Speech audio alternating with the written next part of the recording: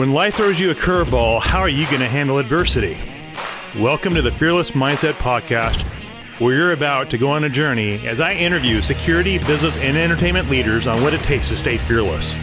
I'm your host, Mark Ledlow, and enjoy today's episode. Hello, everyone. Mark Ledlow here with the Fearless Mindset Podcast, coming to you from my little resort cabin here in the Pacific Northwest, getting away from the travel and all that craziness and getting back into the podcast ramp-up season. And today we're changing it up a little bit. We're going to have a guest that's not a bodyguard, that's not a Delta Force Navy SEAL, but a pretty smart guy, I'd have to say, running his own software company. And thanks to Irfan in Chicago for the recommendation and introduction. And we have Mike with us today from the Midwest, and joining us. I'm sure it's cold and crazy stormy over there from what I've heard. How you doing, Mike? Well, I'm doing great, and I feel like it's just decided to enter what we in Chicago call second winter. So there's a spring when it feels like it might get warm again, and then all of a sudden it snows again in March, and then it's done. But we're in second winter right now. Second winter. Yeah, you guys get. So I remember being out there for I think it was a consulting company that hired me right out of college. It was George S. May International, and I worked with them. I didn't know what I was doing. They just flew me out, went to a course, and it was freezing. Went downtown to college. I'm like, this is cold wind. It was just frigid. I'm like, okay, I don't want to come back here ever again. I'm done. Yeah, come from the West Coast. It's great in the summer. It's a great summer city. Yeah, it is definitely at the lakes and all that. So you're in the software space, and the big talk is who's the biggest, baddest AI person out there, and that's all we're hearing about. Consuming the media is the big AI superpower race, I guess, and it's kind of nuts. It's a different language. But you know what, the thing is, it's fun because it's really opened up doing AI to kind of the masses. So, we worked in software for a long time and worked in developing, machine learning and AI for a while. And that was like kind of like behind the scenes, almost like, like in the Matrix where this, like the numbers and letters are coming by. It was like that for a long time. But all of a sudden, when OpenAI came out with ChatGPT, it made it so that someone could go up to a computer screen and be like, well, enter a prompt and kind of have an interaction and come up with something. And now there's a bunch of them out there. It's funny, you're talking about the biggest and baddest. We found that different ones are better at certain things. So we had better luck with Claude doing math. We had better luck with ChatGPT doing sort of like more long form words and, kind of continuing conversation. And there's a million of them out there. And I'll throw in Anthropic because it was better at like real time. Go get us some information right now. Mm-hmm. And so where we focused our attention is on this idea that, we were B2B. So if you're the CEO of a growing company, like how can I get AI involved in my business? I think your main go-to touch point right now is going to be like, I've been playing with ChatGPT, but how do I get that into my company? And I was thinking about the filter for your audience and you about like security. And one of the things I really think is kind of maybe an untested frontier for this kind of stuff is so we work on how do you turn it from toy GPT into like, okay, now it's part of an operational system. So one of the risks becomes, especially if it's exposed to the public, is people trying to jailbreak it and come up with like different questions to ask it that'll, hey, instead of answering my customer service question, why don't you give me the names and numbers of all your employees and social security numbers and stuff like that. And so the idea of like kind of protecting yourself and, putting it in a walled garden where it's protected against kind of hacking, like it's just a new frontier of security and kind of how to deal with things right now. It's interesting, exciting, and maybe even a little bit scary. I would say a little scary. I mean, I'm a former executive protection agent now, running Ledlow Security Group and running manpower staffing is what we do. We get a client from the C-suite, got a CEO flying into a private airport, used to be picked up, go to a board meeting or go to shareholder meeting. Usually that's the case we get. And then now I'm seeing a lot of little people taking shortcuts in how they do SOPs now and bios. They just ChatGPT, put it in there, and then it's your executive assistant online, the quickest, fastest robot you could ever imagine for an executive system, and it's cheap or free. Yeah, yeah. But And the problem is, since they don't have that human judgment component, to your point, you can put hmm together an SOP and then it's missing some critical stuff or it made up some critical stuff. That's where I feel like it's for the time being. We people here, we're not going away just yet. The idea of just having some kind of oversight and like double check, I think that's the hmm era that we are in for, and probably will be for a little while. And it's hard to tell how long, but I think for a little while is a year or two or three or something like that. So, what are the pain points that your clients, the CFOs and the CEOs, are showing you where they need help at?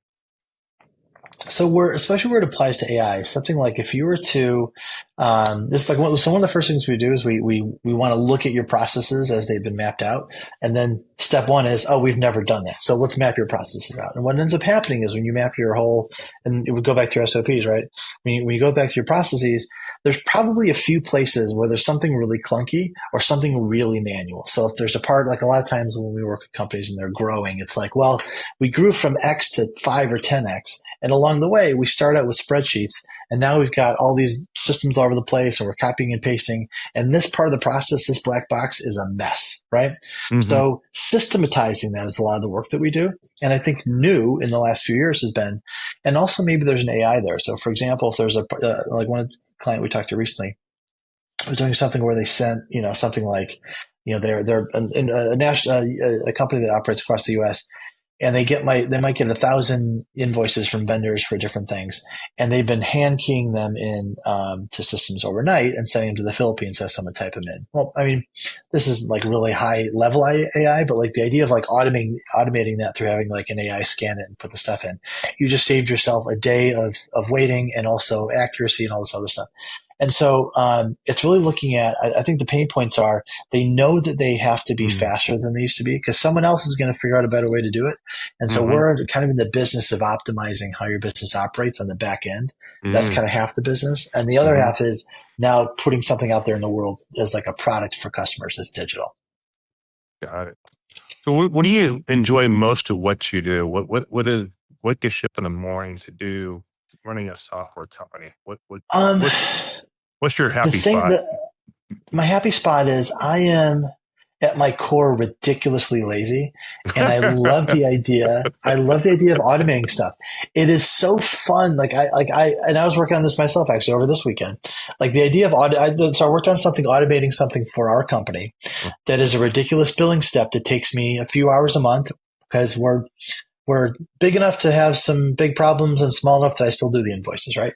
And Yeah. so I spent this time like, how would I automate this? And I got like 99% of the way there. And I was like staying up late and like I had the juices flowing, that kind of stuff. So I love solving automation problems. I hate the idea of people doing manual, slow, stupid things. That drives me crazy. And I love spotting it and finding it and fixing it. So you hate wasting time. Yeah. Yeah. Everyone Okay. does. Yeah, that's true. And And I then think the when you corollary is mentioned you get that sweet spot when you have the yeah, creative juices going, it could be hit you at midnight and you're just in a zone for what, 3 hours and you probably go to bed at three sure. thirty in the morning. Like, well, you're in the zone. Exactly. Exactly.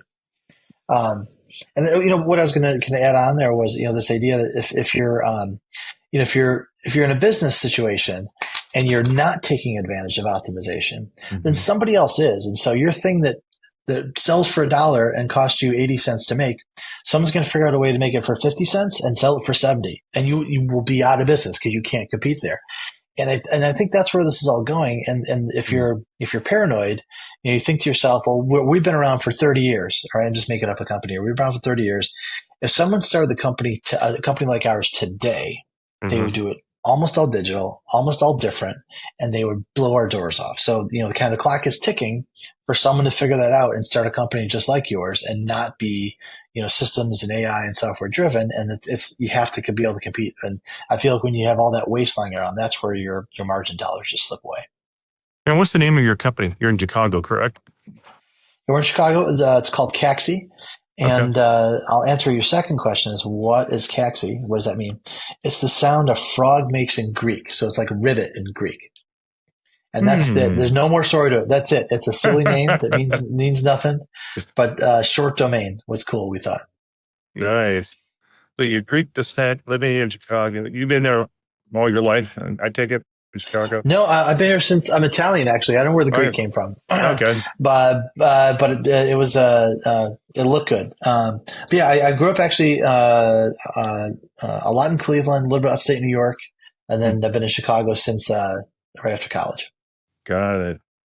It's two different business worlds too, New York and Chicago. Aren't they just two different business Yeah, minds? I think so. I like the Midwest because I feel like it's a little more pragmatic and it's like broad generalization. And feel free to blow me Hmm. up in the comments here. But because we focus on a lot of kind of different industries, and a big part of our business is manufacturing, kind of industrial stuff, where they're Hmm. kind of behind the curve on technology, and there's like a big opportunity to catch up or get beat. And so that's been a lot of great stuff for us. But we're in Chicago, so we've done a lot of trading. We do casinos. We do all kinds of different stuff. Actually, and I talked two sides of my mouth there. I was in New York last week for three different clients. So it's Okay. a little six of one, half dozen of the other, I guess. Not to get political, I'm apolitical myself, and I'm a Marine Corps veteran, so I'm like, I'm like, whatever. Just I want to make money. Sure. We have a new administration in office, obviously. Yeah. Where do you see business thriving? Where are the clients coming from? What industries are really getting hot right now? That's a good question. It's too early for me to say what's been really hot. So for us, it's been more about, so we're in services, we're in technology services, right? So Mm-hmm. really, as our clients go, so go our business. So Yeah, absolutely. for example, I would say that, like things making the headlines, all my clients who are affected by anything having to do with the word tariff have just been in turmoil because it Sure. changes a lot Mm-hmm. day to day, even hour to hour. Mm-hmm. I talked to one guy last week who the company is in the U.S. Yeah. They make part of the thing in Mexico, so they make the thing. They send it to Mexico. Something happens there, comes back to the U.S. and then it goes to. It's like the perfect example. And it goes to Canada and then comes back. And I think Holy he crap. said, right. And you could again blow me up in the comments. I think he's paying. I think he's paying 25, 25, 25, 25, and it doubled the price of his product. And again, that was on March 2nd. So who knows what the actual situation is today? But I think if you're in, what business, among the things CEOs look at, I feel like they look at risk, Mm-hmm. they look at margin, and they look at how do I differentiate myself in the market. And Right. so the risk here is I don't know what to make of this. So do I start buying that part instead of Mexico? I buy it now in the US somewhere. I don't know. And that, or the same thing. So you're making all these changes and then you make that move and then it changes again. I think that's got to be pretty frustrating. Um, so I feel like that's where, that's still up in the air where that's going to settle. Um, but like, our other clients, like, our clients is a casino chain and they're not necessarily recession proof. I don't want to jinx it, but like that's a business that cranks along no matter what's happening, as does trading and for the large part. So, but I think that sector where, physical products getting moved in and out of somewhere in North America, that's a extremely volatile place to be right now. I would imagine so being like you just explained the tariff, different states, different countries. Yeah, Yeah. that's going to be interesting. It's going to be like turn on the TV, never a dull moment. Holy, what's going on today? Holy Yeah. crap! Right. Yeah. It keeps us in business. So you've been in the technology space how long? 25 years. So started on January 5th of 2000 officially. Wow, that's a lot of years. Yeah. Yeah, and you said what attracted you to technology from your college days? What was the thing that got I you had interested in always that? been involved in technology. In fact, my grandfather was involved in software development, which is kind of really unusual, late Hmm. 60s, early 70s. And he got me and my cousin really interested in it. And then for me, computer stuff didn't really take off in the 80s as I was growing up. And in fact, I went to college for chemical engineering and kind of Whoa. computer science was kind of part of it. There were a couple of classes, but Mm-hmm. that was not my focus at all. Hmm. And actually went to music after college for no apparent reason. And when the dot-com boom started heating up, two friends and I were like, hey, we should probably get involved in something. And like, I was the technical person, so I figured out some early tech stuff. And then one of my other friends was in sales and business. And so we kind of formed something out of that. But it was really just honestly the lure of, I don't know, kind of like the gold rush of the .com pulled us Mm-hmm. in, and it was silly. And the way we started was, a product idea that lasted about 18 months, and then we switched and pivoted and pivoted and pivoted. So, but yeah, that's how I came in through the back door, basically. Backdoor approach. You Yeah, know, I know living on the West Coast, Silicon Valley is like the epic center of the tech world. And now it sounds like India is making a big play right now to become a major player. And India's huge. And of course, China, they're their own sure. superpower. And what do you see as trends? Do you think the Bay Area will always be like the epicenter of all tech, or do you think that's going to You know, change in time? I gotta say that if there's so it's an interesting question. So I think there are two forces that really I think bode poorly for something like a Bay Area.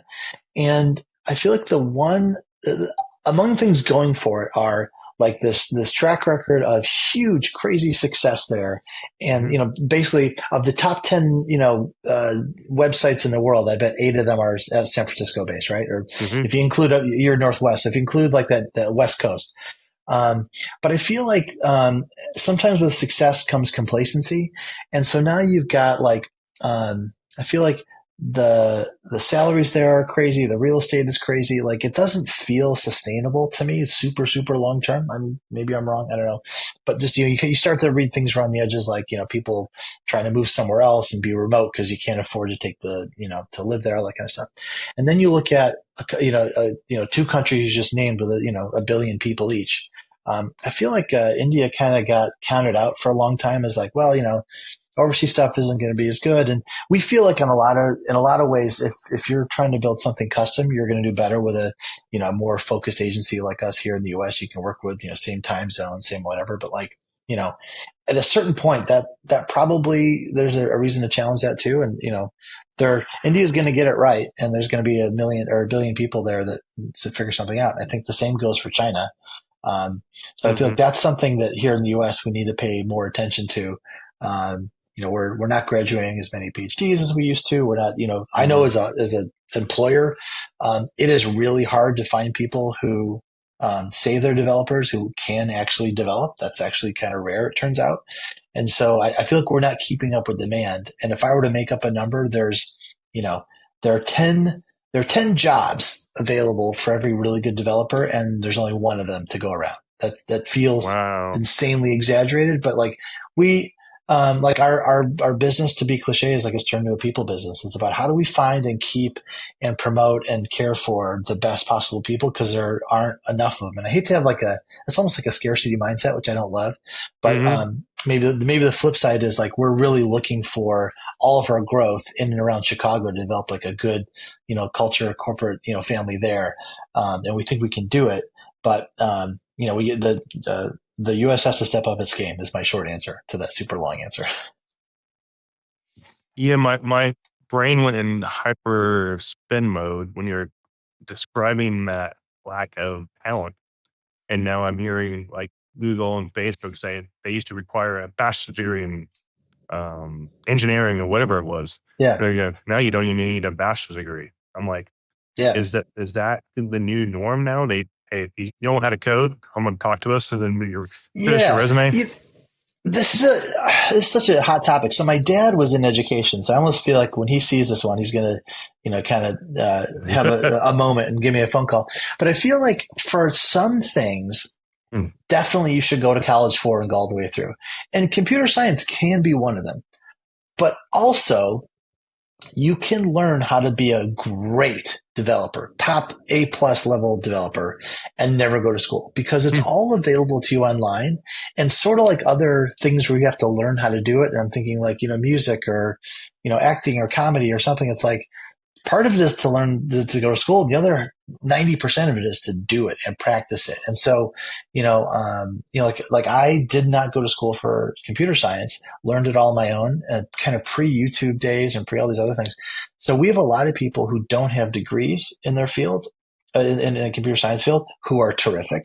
We Mm. also have people with degrees in the field who are terrific. And so there are two, it's almost, remember the game of life where like you could take the one and you could take the, but you end up over here at the same time. There are a couple ways to do it. But I think to Facebook's and those guys' credit and the FANG guys' credit that, uh, what used to be something that like, well, you couldn't possibly do this job without a bachelor's. Who cares? There is a way to test for it, right? Yeah, Whereas sure. I don't know if I want, I don't want a home cook version of a brain surgeon. I definitely want you to go to school for that, but Sure. I don't think it's the same for software development. It's a skill you can learn on your own through YouTube, Mm-hmm. and there's millions of things out there you can learn from that you don't need to go to school for. Now that thought process of recruiting or those degrees, when did that start changing? Because the lack of people just don't have the Huh. money to go to school. Did that change in the last few years? It's interesting. So I feel like that I was talking to my son about this the other day about kind of what's changed about how to learn about something. Mm-hmm. And I feel like it's really YouTube and the internet and the content about software development specifically. Whereas, so when I started back in the prehistoric days of the internet, there weren't a lot of resources online. In fact, I specifically remember Microsoft charging kind of a lot to get access to just the tools, like how to learn it, right? And they created some barriers that I think took them a couple decades to catch up, because I think that was a mistake. That's why open source blew their doors off. And so I feel like in the last 10 years, I'm going to make up a number, in the last 10 years since like the boom of, like if you and I right now could go on YouTube and be like, show me how to write a Python script to scrape stock data about blah blah, and within the end of the day you'd be able to do it, right? And that was not there. Mm-hmm. And I think it's just the proliferation of content and content creators have made all this free stuff available. And even I feel like, stop me for, again, comments will get me here, but I think MIT has their whole computer science curriculum online for free, and a few others do as well. So it's there for the taking, and that was not there a decade ago. I think that's the real driver. Wow. So we're seeing a change in trend and demand. I mean, the demand is so huge for these massive corporations that, hey, you don't need a degree, just apply. And right. We'll test you out, put it through a beta test to see if you stand the pressure. If you do, we'll offer you a salary. You got it.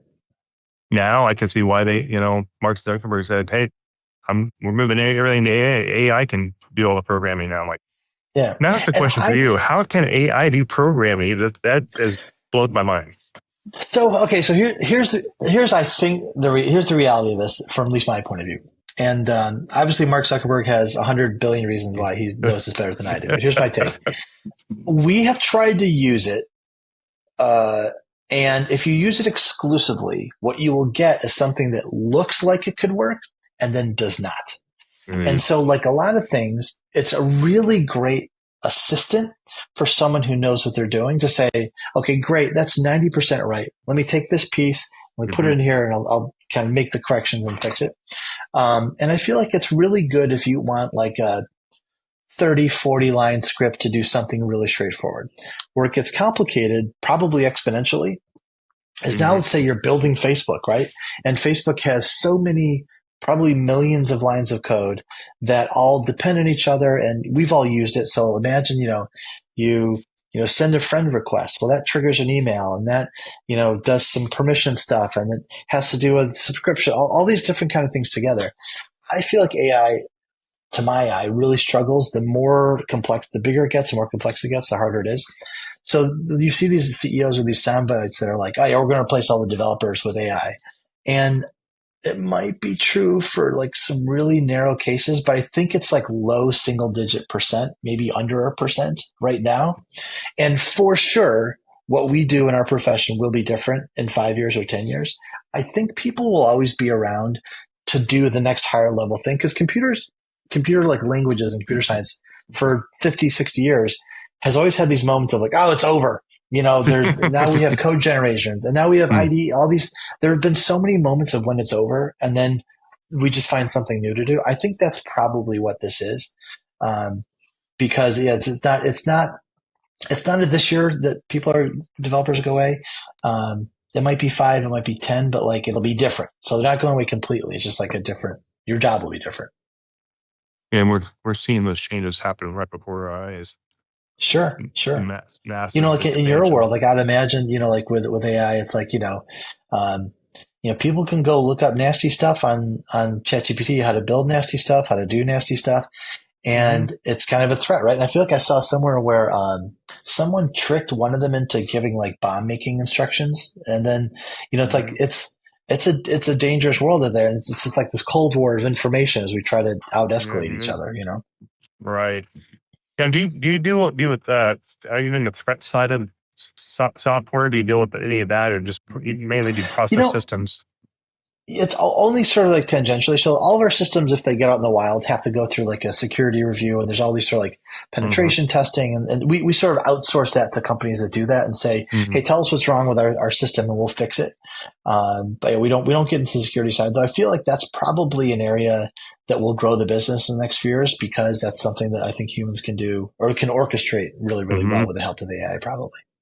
I think cyber is going to be the death of corporations, just theft and espionage, and you know, Oh yeah, it's just there's not enough smart people out there to get in that business, I think. But as I see that this is expanding grow, I hear cyber, there's such a demand in the cyberspace because that's, it's a new type of warfare now.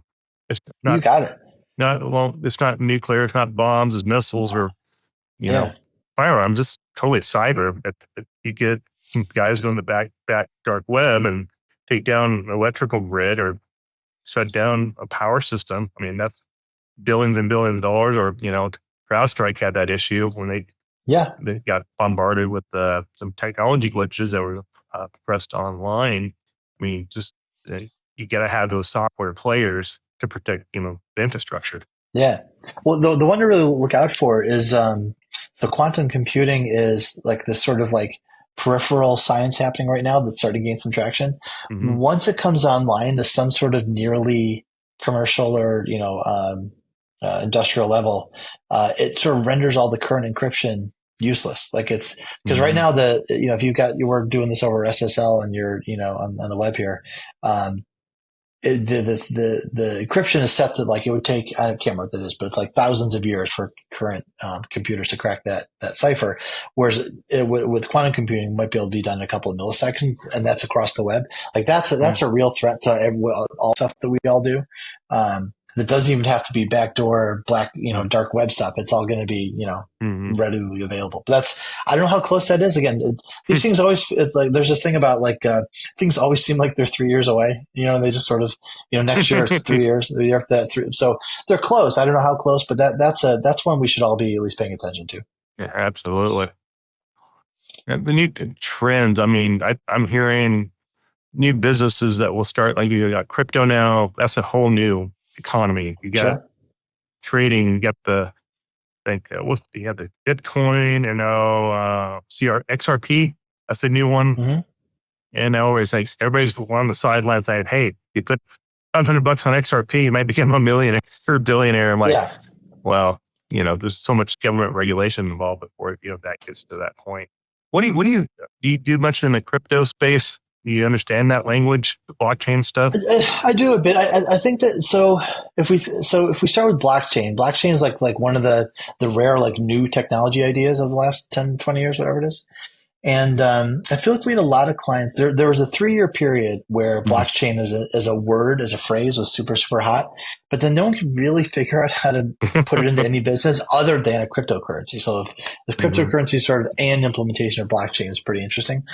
To me, uh, not to get whatever, but I feel like for me, cryptocurrency is really just gambling. And that's okay. I'm not putting a judgment on Sure, it, sure. but it's really just like you and I think it'll go up, you and I think it'll go down. It's not tethered to anything other than kind Hmm. of what we all think. Because I remember a friend of mine told me to get into Bitcoin when it was so cheap that if I had bought one of them, you and I wouldn't be talking right now because I'd be flying a spaceship somewhere, and I missed out on it, right? And so, that I think those times have passed. But again, I think I don't know if they're going to follow through with it. But the administration announced doing a crypto fund, and that seems like a way to just like open the doors to like limitless criminal activity. So I don't know. It doesn't Good seem like a point. great idea. Because of the idea that you could just like, send any amount of money to It, anybody, untraceable, and untraceable is probably overstatement, but mm-hmm. with some difficulty, traceability, just does not seem like a safe way to do business. No. Yeah, that seems to be the hype lately, the crypto, the Bitcoin stuff. Yeah. The newest trend. Everything has a trend, especially in business. Yeah.